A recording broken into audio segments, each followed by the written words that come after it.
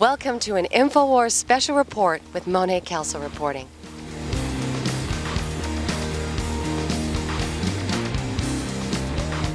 The first thing we're going to do tonight is review two stories from INFOWARS.com that illustrate tonight's topic, which is the crisis of American conscience. The first article is out of April 9th, out of INFOWARS.com. The title in of itself hardly needs explanation. Man knocked out, stripped naked, and robbed of everything as crowd of onlookers laugh hysterically. I think the conscience crisis is well illustrated in this article, and I'll quote, "As I've written about previously, America is becoming a very lawless place, and criminals are becoming much bolder. Very creepy home invasion stories are reported all over the United States, and there's been a shocking increase in gang activity in the last few years. A surveillance video of an 86-year-old man who had been beaten and whose legs were broken shows that people walked by, saw what was going on, and no one offered to help. Another illustration. But as the article ends, I think this is an important point to keep in mind. Just because the hearts of most Americans are growing cold and hard does not mean that it has to happen to you." So Matt, what do you feel conscience is? Well, it's kind of like if you know, it's the idea of if you put good in, you put good out, you know, of yourself. Conscience is something deep within me that drives me to do good things. For me, I don't know, it's kind of like Dory from Finding Nemo. I feel that conscience is definitely kind of like an old personal moral kind of value thing. I would say that conscience is kind of our personal standards and our personal lines that we're willing to cross or not, and then afterwards we have to deal with the repercussions. What is the just decision that I could be doing, you know, or take the easy way out, you know, that usually isn't the most productive. I think we're living in an age of selfishness and bitter. I think very few people have a conscience, and they don't think of the others. They always think of themselves. Almost in your gut, at least for me, you know, I mean, I can't speak for everyone, but it's, you know, when something's like really telling you that this is the right decision, even though it's not the easiest one to make. Our next story goes into the chemical aspect of the situation and is by Patrick Gallagher. Thank you, INFOWARS team, for all your great work. It's water fluoridation persists despite being unhealthy for infants. Basically, the article outlines that the government's going to now say that it's only harmful to infants, but I guess everybody else can still drink it. However, these are some of the risks associated with fluoride that are outlined in the article on INFOWARS.com. In 1977, it was shown that water fluoridation caused about 10,000 cancer deaths in epidemiological studies by Dr. Dean Burke. Further, it's shown that ingesting fluoride has found to damage soft tissues, brain, kidneys, and endocrine, as well as teeth and bones. Since every thought and emotion in the body is a chemical reaction, we have to realize that the daily load of toxins to which we're being exposed to is going to influence our thoughts and our feelings in addition to our general health. Next, we're going to speak with Melissa Schneering, journalist, alternative healthcare practitioner, and educator, about her personal experience with chemicals and their effect on her mind. Well, this time last year, all of a sudden I was beset by anxiety attacks. Severe. Panic attacks so bad that I was gasping for breath. So I went to different healers and counselors and doctors, the best I could find, and none of them seemed to be able to get to the root cause of what was bothering me. Is it also true that you had weight issues that would not respond to any form of caloric reduction and low energy? That's true, I did have weight issues, right.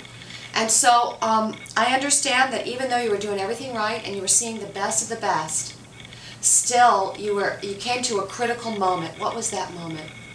Well, that moment was when I realized if I didn't do something fast, I was going to be knocking on the door of some institution to take care of me.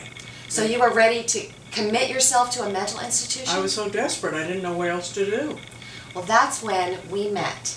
That's right. You came to the clinic where I was working. Right. We did a biocommunication scan on you and found a massive load of toxic chemicals. That's right. So we did a targeted remedy for you. We asked your body how it wanted to solve the problem. We gave you a detox protocol. Please tell us what happened. Within a week, the anxiety had subsided after being on this protocol, and after 2 weeks, the anxiety had pretty much vanished completely, which to me was a miracle, like being in remission from cancer. Next, we're going to speak with Dr. Paul Hegstrom, mental health expert and founder of Life Skills International. He has a very compelling personal story that was chronicled in a CBS made-for-TV movie called Unforgivable, where John Ritter played his role. Gave me the arrested development syndrome, which is in mental health would be called fixation, where the wounds of childhood freeze the development of a child and they develop a pseudo-personality, which is not the core, and that was the start. Then I got into dealing with the brain because in Paul's writings he said, speak, thought, and reason as a child, and I didn't understand the neural biological aspect of that, but what I found out in research is that the child before puberty is missing 3 chemicals: serotonin, dopamine, and norepinephrine. And without those chemicals, there's a detachment from the wound to my behavior as an adult. And yet the brain can't make that because the wounds of childhood, and there are 5 of them that will cause the brain to freeze. And the first one is heavy rejection in the original family. The next one, the second one, is incest. The third one is molestation, which is from somebody outside the family. The fourth one is emotional abuse, and the 5th one is physical abuse. And most people have a cluster of 3 of those, and it's not always sexual. So the child before puberty, the amygdala is activated before it should be. Never should the limbic system be activated before the age of puberty and when the chemicals should be kicking in. But that activates the adrenaline, and that puts me in a survival mode, and I live in a survival mode and die in a survival mode. I look at it as an undeveloped brain that destroys us, because before the age of puberty, from birth to 13, is the age of directives. If I'm wounded in that stage, I begin to hate authority more than anything in the world, because the authority didn't cover me, didn't heal me, didn't do what it's supposed to do. And so I hate it. And so we get stuck in that age of direction, always needing direction, but never able to receive direction, and hating the very authority that could bring our healing. So from these discussions, could we say that the political, social, and economic crisis we're facing in America are merely symptoms of the disease of deeply fractured souls in arrested development, whose brains and bodies are so poisoned with toxic chemicals that electrochemical discharges are not getting through, and the cells are not communicating, and we are absolutely not able to access conscience? These people become easy prey to the New World Order. In fact, without sellouts and people that are disconnected from conscience, there is no New World Order. So I think we need to get this information out to as many people as we can, one life at a time, taking souls back into awareness of conscience and higher mind, so that rather than selling out to the empty allure of instant gratification, flattery, false identity, and the illusion of power, people will rediscover the nobility and satisfaction of living in harmony with Creator Source through their conscience and fulfilling the beauty of their created purpose. Thank you so much for joining us tonight. This has been an InfoWars special report with MONE KELSO reporting from sunny Florida. Thank you and good night. Ask yourselves, what are you doing in this time of great challenge? What are you doing to unlock minds?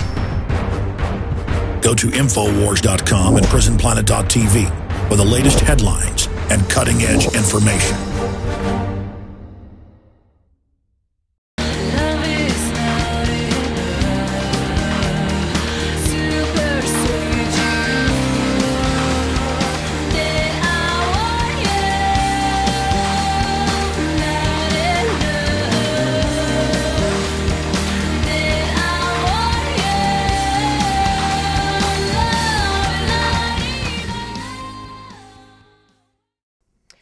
As always, no trendies were harmed in the filming of this video.